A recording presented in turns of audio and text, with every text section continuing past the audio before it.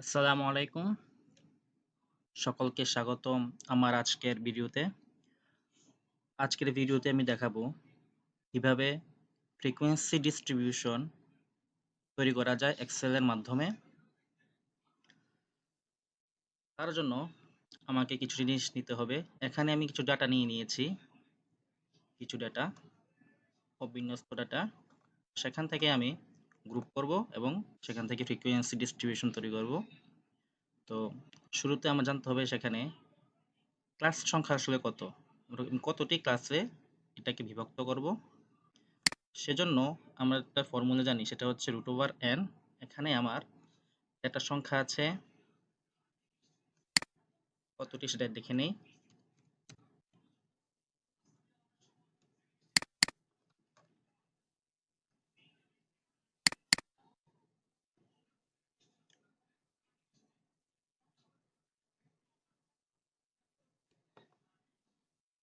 Equal চিহ্ন দিয়ে count function নিব। এরপর আমাদের ডাটা রেঞ্জটা আমরা সিলেক্ট করে দিব। এরপর দেখব এখানে আমাদের কতটি ডাটা আছে। তো আমরা দেখতে পাচ্ছি এখানে 50টি ডাটা আছে, আমার কাছে অবজারভেশন আছে। তাহলে ইকুয়াল চিহ্ন দিয়ে স্কোয়ার রুট 50 সিলেক্ট করে দিব। তাহলে দেখতে পাচ্ছি এখানে আমাদের মোটামুটি 7, অ্যাপ্রক্সিমেটলি 7 এসেছে, 7 এসেছে। তো আমরা 7টি ক্লাসে বিভক্ত করতে পারি। সেকেন্ড কোশ্চেন হচ্ছে আমাদের ক্লাস ইন্টারভাল কেমন হবে। তো আমি এখানে ম্যাক্সিমাম নাম্বারটা বের করে নিই।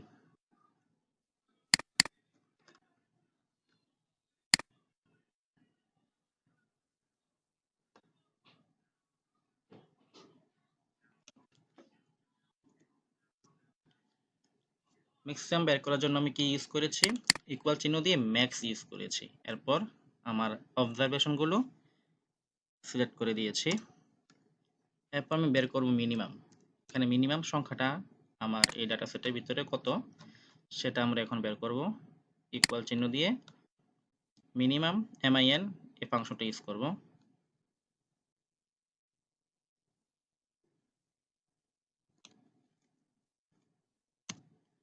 আমরা এখন দেখতে পাচ্ছি এখানে আমাদের সর্বনিম্ন যে নাম্বার অবজারভেশনটা সেটা হচ্ছে 30। এখন আমরা রেঞ্জ বের করব। রেঞ্জ বের করার জন্য আপার ভ্যালু থেকে জাস্ট লোয়ার ভ্যালুটা বিয়োগ করে দিব। তো আমরা এখন দেখতে পাচ্ছি এখানে 174 হচ্ছে রেঞ্জ। এখন আমার ক্লাস ইন্টারভাল কিভাবে বের করব, সেই রেঞ্জটাকে প্লাস দিয়ে ভাগ করলেই আমাদের যে ক্লাস ইন্টারভাল সেটা চলে আসবে। তো আমি এখানে দেখতে পাচ্ছি এখানে আমার মোটামুটি 25 এসেছে। তাহলে আমাদের ক্লাস ইন্টারভাল হবে 25। তো এখন আমি এখানে ক্লাস ইন্টারভাল লিখি।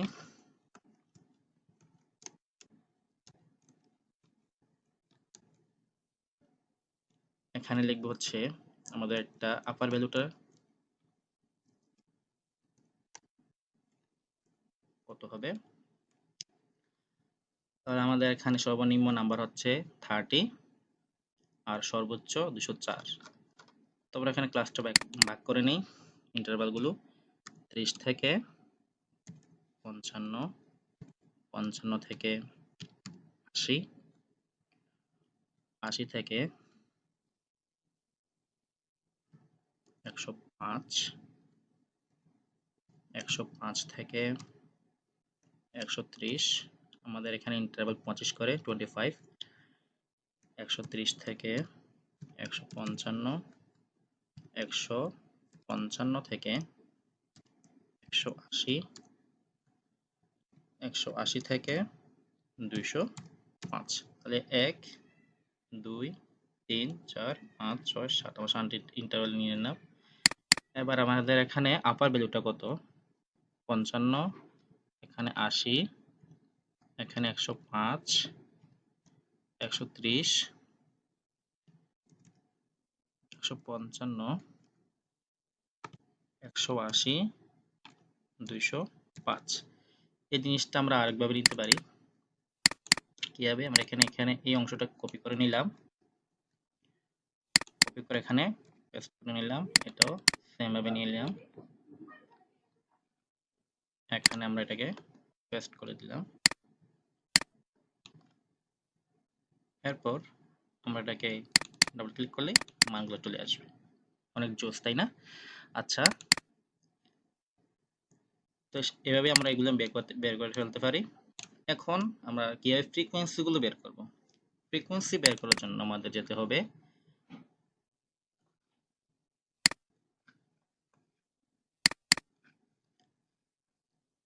ডেটাতে, সেখান থেকে ডেটা অ্যানালাইসিস,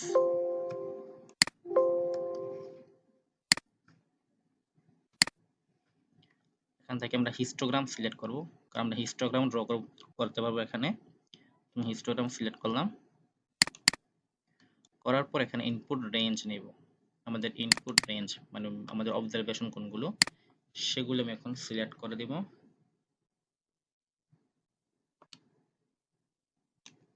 ইনপুট রেঞ্জ নেওয়া শেষ। এখন আমরা নেব বিন রেঞ্জ। বিন হচ্ছে আমাদের আপার ভ্যালুটা। এটা আমরা কেন নিচ্ছি? এটা নিচ্ছি হচ্ছে আমাদের তো একটা বেসিস লাগবে, বেসিস লাগবে যার বেসিসে সে ফ্রিকোয়েন্সি গুলো নেবে। তো ফ্রিকোয়েন্সি নেওয়ার জন্য তার আপার ভ্যালুটা অনুযায়ী তারা এই ফ্রিকোয়েন্সি গুলো নেবে, যে কোনটার ভিতরে কতটা ভ্যালু আছে বা ফ্রিকোয়েন্সি আছে। আর এটা তো কন্টিনিউয়াস ডাটা, সেজন্য তারা এই আপার ভ্যালুটা ধরে কাজ করবে। বিনটা নিয়ে নিলাম।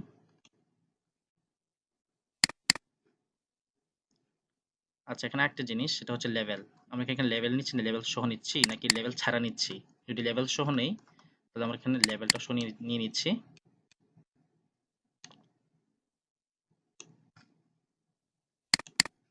সেম বিনের বিনের ক্ষেত্রে আমরা আপার ভ্যালুটার লেভেল সহ নিয়ে নিচ্ছি। আউটপুট রেঞ্জ, একটা রেঞ্জ একটা জায়গায় সিলেক্ট করে দিলাম। এবার হচ্ছে চার্ট আউটপুট, আমাদের হিস্টোগ্রাম শো করবে।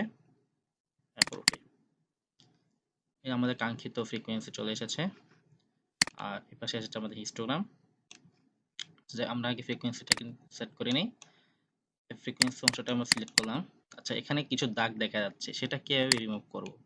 সেটা রিমুভ করার জন্য আমরা এটাকে সিলেক্ট করে ফরম্যাট সেল, সেখান থেকে আমরা নান করে দেব। বর্ডারে গিয়ে নান করে দিলেই সকল দাগগুলো চলে যাবে। এই করতে কোনো দাগ নেই। আমরা এই ফ্রিকোয়েন্সিগুলো সিলেক্ট করে কাট করে এখানে পেস্ট করে দিব। আমরা কাঙ্ক্ষিত ফ্রিকোয়েন্সি পেয়ে গিয়েছি। আমাদের এগুলো দরকার নেই। আচ্ছা, আমাদের এরপর হিস্টোগ্রাম দরকার নেই, হিস্টোগ্রাম ড্র করতে পারবো।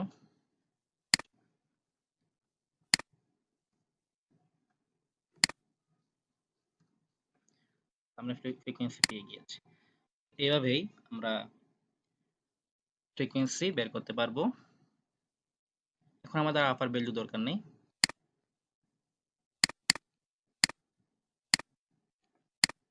আমরা ফ্রিকোয়েন্সিটাকে ওই জায়গায় নিয়ে যাই। আমাদের আপার ভ্যালু কাজ শেষ। এই, এখন আমরা এখান থেকে কিভাবে হিস্টোগ্রাম ড্র করব? আমরা এখান থেকে আমার ডাটাগুলো সিলেক্ট করে নেই।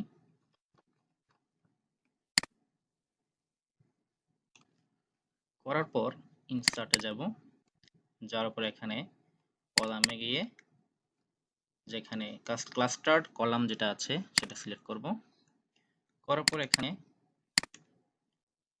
অপশন আসবে,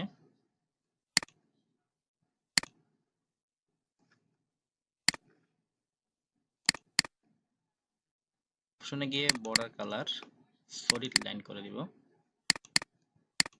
আর এখানে নো গ্যাপ অপশনটা কমিয়ে দিব, জিরোতে নিয়ে আসবো। তখন দেখা যাবে আমাদের যে বার চার্ট যেটা ছিল সেটা হিস্টোগ্রাম হয়ে যাবে।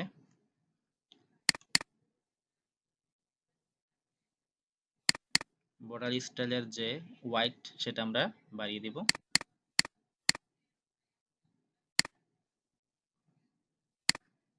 এই তো আমরা পেয়ে গেছি আমাদের কাঙ্ক্ষিত হিস্টোগ্রাম। আমরা চাইলে এখানে এটাকে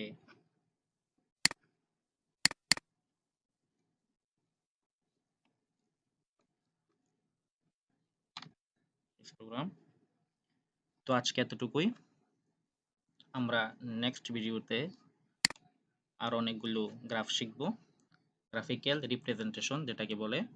এর সাহায্যে আমরা আমাদের এই ভ্যালুগুলোকে মানুষের সামনে খুব সুন্দরভাবে প্রেজেন্ট করতে পারবো এবং মানুষ খুব সহজেই বুঝতে পারবে।